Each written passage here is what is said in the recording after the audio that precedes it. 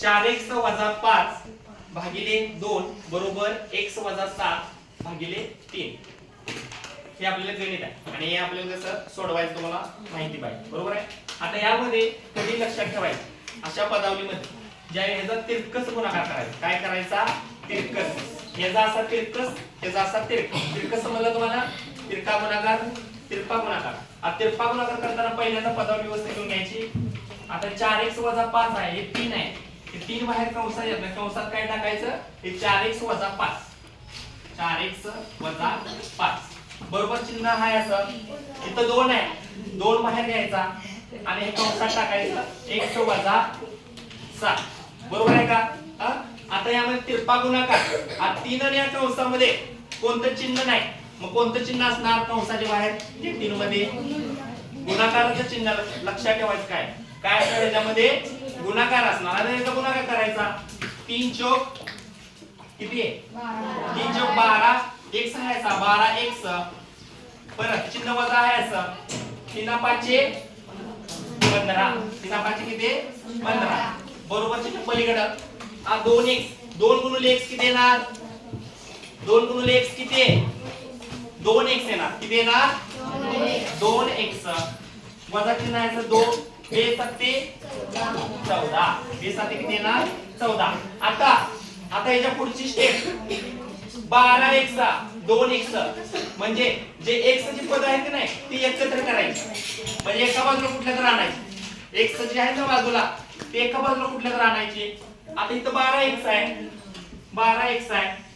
आता इथं 2x ह्या बाजूला आल्यावर काय होणार? त्याच्या पुढे चिन्ह कोणतं आहे? 2x च्या पुढे चिन्ह कोणतं आहे?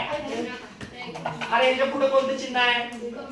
प्लस आहे. प्लस लक्षात घ्या. काय आहे त्यामध्ये? प्लस आहे.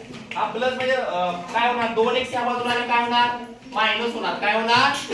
मायनस. 12x वजा 2x बरोबर चिन्ह आहे. आता हे राहिले इथं वजा 15 ह्या बाजूला आल्यावर काय होणार ते? काय होणार? अधिक 15. वजा 14 अधिक 15. आता काय होणार बघा? 12x वजा 2x किती येणार? 12x मधनं 2x गेला, राहिला किती? 10x राहिला. लक्षात घ्या. काय राहिला? 10x. आता वजा 14 अधिक 15 बेरीज किती होणार? वजा 14. हे वजा 14 आहे नाही का? वजा 14 आणि अधिक 15 किती होणार बेरीज? 1 होणार. कारण का 15 ते मायनस 14 आहे ना. 15 प्लस आहे. 15 न मायनस 14 घेणार. राहिलं किती? राहिले किती? प्लस 1 राहिला. कोणता राहिला? प्लस 1. कारण मोठ्याला चिन्ह कोणतं आहे? प्लस आहे आणि बारक्याला चिन्ह कोणतं आहे? मायनस. या 15 न मायनस 14 करायचे आणि राहिले किती? प्लस 1. आता 1 राहिला. म्हणजे प्लस आपण लिहू शकतो का?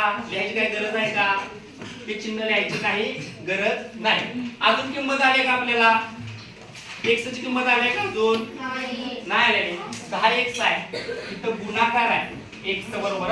मग या 10 ला इकडे न्यावं लागलं. x काढायचं म्हणजे काय करावं लागेल? 10 या 10 ला इकडे घेऊन जावं ना. आता 10x मध्ये कोणतं चिन्ह असतं मला सांग? गुणाकार. बरोबर दर्शा. म्हणजे 10 गुणिले x आहे. यामध्ये कोणतं चिन्ह आहे? गुणाकार आहे. या बाजूला गेलो काय होणार ते? काय होणार? भागाकार. x बरोबर 1. x बरोबर काय होणार? 1 हा असा घ्यायचा वर. सुरुवातीला 1 आहे नाही आणि भागिले काय होणार? हे 10 या बाजूला आल्यावर 1/10. आता याला x बरोबर 1/10. हे फायनल उत्तर तुमचं झालं. काय झालं उत्तर